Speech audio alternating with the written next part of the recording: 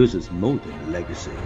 This is a source of inspiration, sharing the journey of discovery. PSN College of Engineering and Technology.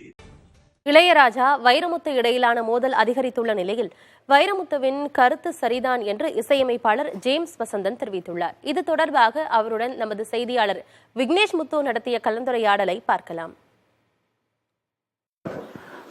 இசைத்துறையில ஒரு இரண்டு போர் நேரடியாக இரண்டு முக்கிய நபர்களுக்கிடையே எழுந்திருக்கிறது. மொழியா இசையா, இதை எப்படி பாக்குறீங்க? இது ஒரு ஆரோக்கியமானதாக இல்லை என்று எல்லாரும் இசை திரைக்கலைஞர்கள் தெரிவித்திருக்கார்கள். இது எப்பொழுதுதான் முடிவுக்கு வரும் சார்? ரொம்ப அடிப்படையா பாமரனுக்கு கூட உணரக்கூடிய ஒரு தத்துவத்தை, உண்மையை இவ்வளவு பெரிய விவாத பொருளா ஆக்க வேண்டிய அவசியம் இல்லை. இது எதனால் ஆயிருக்குன்னு நமக்கு தெரியுது. இது இவங்களுக்குள்ள நடக்கிறது விவாத பொருள் அல்ல, அது ஒரு தனிப்பட்ட மோதல். அதனால தனிப்பட்ட ஆளுகளை பத்தி நமக்கு பேசாம அதனால நமக்கு பயன் கிடையாது. அந்த பேசப்படுகிற பொருள் குறித்து ஒரு தெளிவை நம்ம ஆராய்வோம். எப்படி இசைக்கு முக்கியத்துவம்னு சொல்லுவீங்க, எப்படி மொழிக்கு முக்கியத்துவம்னு சொல்லுவீங்க? மெட்டு இல்லாம அந்த பாடல் வராது. இல்ல பாடல் எழுதப்பட்ட பிறகு மெட்டு இல்லாம கவியங்கிறது மேடைகள்ல படிக்கிற மாதிரி கவிதையை அது படிச்சா யாராவது கேட்பாங்களா? பாமரன் ரசிக்கணும்னா அது ஒரு மெட்டோட தாளத்தோட இருந்தா தானே அவன் கூட தன் தலையாட்டி ரசிப்பான், எழுந்து ஆடுவான் குத்துப்பாட்டுக்கு.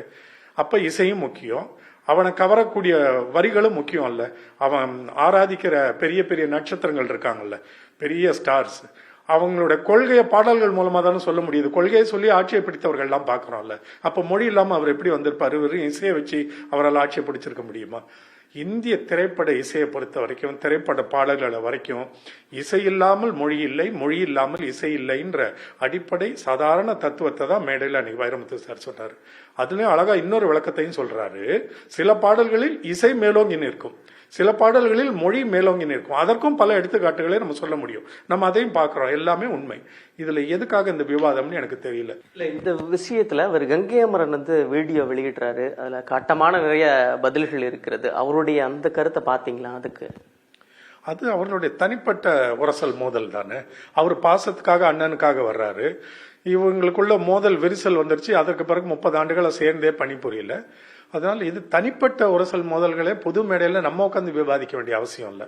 அவர் சொன்ன இப்ப வைரமுத்து சார் இது இல்லாமல் அது இல்லை, அது இல்லாமல் இது இல்லை, இது மேலோங்கி நிற்கிறதுன்னு சொல்லிட்டு நிறுத்திட்டு போயிருந்தா இவ்வளவு பெரிய உரசல் வந்திருக்காது. அதற்கு பிறகு அவர் சொன்ன ஒரு அந்த கடைசியில ஒன்னு சொல்றாருல, நீதி இதனால் அறியப்படுகிற நீதி என்னவென்றால் இதை உணர்ந்தவன் ஞானின்னு சொல்லும் பொழுது அவரை இசை ஞானின்னு சொல்றனால இவரை தான் அவர் சொல்லியிருக்காருன்னு இவர் நினைக்க அவருக்கு எல்லா காரணமும் உண்டு.